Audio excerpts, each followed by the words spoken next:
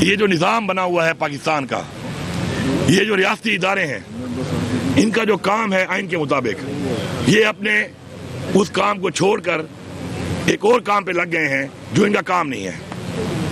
اس وجہ سے ملک میں دہشت گردی، آج آپ حالات دیکھیں پختونخوا میں، بلوچستان میں، تو اس حالات کے ذمہ دار کون ہیں؟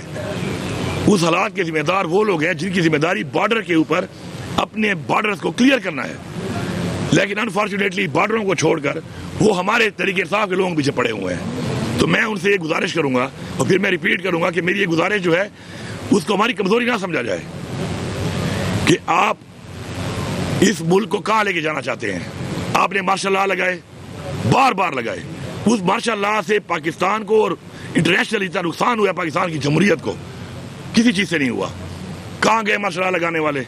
آج وہ پاکستان میں نہیں ہے۔ بھگت کون رہا ہے؟ بھگت میرا پاکستانی رہا ہے آج۔ اسی طرح ایک وتیرہ بن چکا ہے کہ ایک مافیا کا سٹرکچر بن چکا ہے اس ملک کے اندر کہ وہ ریاستی ادارے جن کا کام یہ نہیں ہے کہ وہ سیاست کریں گے، وہ حکومتیں بنانے میں، چلانے میں اور گرانے میں اپنا سارا کردار ادا کر رہے ہیں۔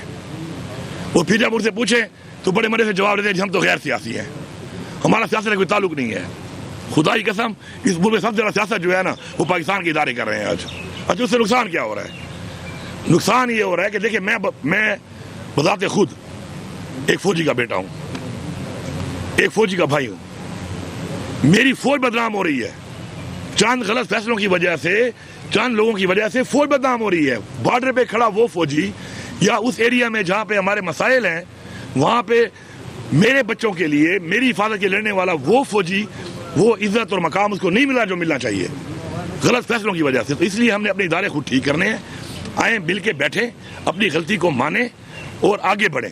عمران خان صاحب نے بڑا کلیئرلی کہا ہے کہ میں پاکستان کے لیے باوجود اس کے کہ جو ظلم اس کے ساتھ ہوا ہے، آج اس کی بیوی کو جیل میں ڈالا ہوا ہے، اتنی کمظرفی، اس کے باوجود وہ کہہ رہا ہے کہ میں پاکستان کے لیے مذاکرات کرنے کو تیار ہوں۔ آئیں بیٹھیں، اپنی غلطیوں کو مانیں، اپنی غلطیوں کو سدھاریں۔ 76,000 ارب سے زیادہ قرضہ ہمارے پہ چڑھ چکا ہے۔ ہم کس طرف جا رہے ہیں؟ ہمارا ملک کس طرف جا رہا ہے؟ یہ کون سوچے گا؟ یہ فیصلے کون کرے گا؟ یہ کس کی ذمہ داری ہے؟ یہ ہم سب کی کلیکٹیو ذمہ داری ہے۔ اور میں تمام ان سیاسی پارٹیوں سے بھی کہہ رہا ہوں کہ آپ قدموں پہ سوار ہو کر جس طریقے سے آئے ہوئے ہیں، آپ ذرا عوام میں جا کے دیکھیں۔ عوام آپ کو مسرت کر چکی ہے اور مکمل مسرت کر چکی ہے۔ اور آپ یہ جو اپنے بچوں کے لیے اور پاکستان میں جو آپ یہ ایک کلچر ڈیولپ کر رہے ہیں، یہ کلچر ہم نہیں چاہتے۔ اس کلچر میں کل آپ بھی نقصان اٹھائیں گے۔ اور ان سیاسی پارٹیوں کے تھوڑے بہت ووٹرز ہیں، کوئی تھوڑے بہت سپورٹرز ہیں، ان کو ہی میں کہہ رہا ہوں انہوں نے بھاگ جانا ہے، آپ نے یہاں پہ رہنا ہے۔ آپ سوچیں کہ جب میرے پی ٹی آئی کے کسی ورکر کے گھر کے اوپر، عہدیدار کے گھر کے اوپر، ووٹر کے گھر کے اوپر چھاپا لگتا ہے، اس کی چادر اور چاردیواری پامال ہوتی ہے، اس کا گھر توڑا جاتا ہے، اس کو ٹارچر کیا جاتا ہے، تو کیا آپ بحیثیت انسان یا بحیثیت مسلمان کیا یہ ٹھیک ہے؟ اور اگر آپ اس میں خاموش ہیں تو کل آپ سے اگر ایسا ہوگا تو آپ کے لیے بھی کوئی آواز نہیں اٹھائے گا۔ اس بات کو سمجھنا ضروری ہے۔ اس لیے سب کی سانجھی ہیں، اس ملک کا قانون سب کے لیے برابر ہونا چاہیے، آئین کی پاسداری ہم سب پہ فرض ہے، ورنہ ہم نے تو برداشت کر لیا، کر بھی رہے ہیں، پھر بہت سارے اور شے برداشت بھی نہ کر سکیں۔ تو ہماری یہ گزارش ہے کہ اس نظام کے اندر جو یہ بینیفیشری ہیں اور جو اس نظام کو اس وقت ہائی جیک کر کے چلا رہے ہیں، وہ پراپر طریقے سے بیٹھے۔ اور یہ بات کرنا کہ میں جواب دہ نہیں ہوں، یہ بالکل غلط ہے۔ کوئی بھی یہ نہیں کہہ سکتا کہ جی میں جواب دہ نہیں ہوں۔ آپ جواب دہ ہو، آپ کو جواب دہ ہونا پڑے گا۔ ملک کی ڈوبتی ہوئی معیشت، ملک کے حالات، ملک میں آج جو اس وقت دہشت گردی کے حالات ہیں، اس کا سارے کا سارا بوجھ آپ کو اٹھانا پڑے گا۔ دہشت گردی عمران خان صاحب کے وقت میں کیوں نہیں تھی؟ آپ ریکارڈ اٹھا کے دیکھ لیں، اس وقت کتنے خودکش حملے ہوئے، کتنے دھماکے ہوئے، کتنے لوگ اس میں مارے گئے، ہمارے کتنے لوگ شہید ہوئے، اس میں کتنے ڈرون اٹ ہوئے۔ آج کیا حالات ہیں؟ پی ڈی ایم 1 آئی، وہی حالات بن گئے، اب پی ڈی ایم 2 آئی، اس سے بدتر حالات ہو رہے ہیں۔ تو یہ آپ کی ذمہ داری ہے اور آپ کی وجہ سے ہوا ہے، آپ نے اس کو اون کرنا ہے۔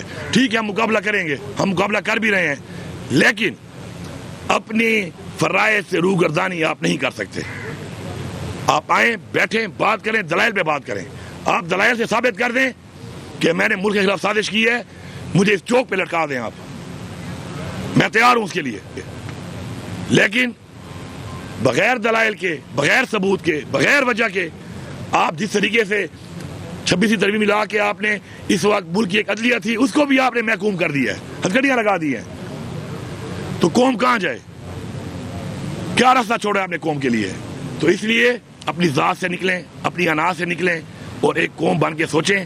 اس کے لیے عمران خان صاحب نے پہلے بھی کہا ہے، بار بار کہا ہے، آؤ بیٹھو، مسئلے کو حل کرو، میرٹ پہ حل کرو، دلائل پہ حل کرو، جس کی غلطی ہے وہ اپنی غلطی مانے گا، جس کی غلطی ہے ثابت ہو، بالکل سزا ہمیں دیتے ہیں، ہم سزا کے لیے تیار ہیں، لیکن اگر سزا پہ بات آئے گی تو پھر سزا ہر ایک کو ہوگی۔ اگر میں یہ کہہ رہا ہوں کہ مجھے سزا دو اگر میری غلطی ہے، تو پھر جب اس ٹیبل پہ بیٹھیں گے اور اس بات چیت پہ بیٹھیں گے تو پھر ہر غلطی والے کو سزا دی جائے گی جسے جب بھی کی ہے غلطی، تو اس کے لیے ہم تیار ہیں، پاکستان کے لیے ہم تیار ہیں۔ تو انشاءاللہ ہماری یہ تحریک جو ہے میں نے کل اناؤنس کیا ہے، کیونکہ اب میرے خیال میں عمران خان نے تو ہمیں ایک چیز سکھائی تھی کہ سیاست کے لیے نہیں، الیکشن کے لیے نہیں، جنریشن کے لیے ہم نے کام کرنا ہے۔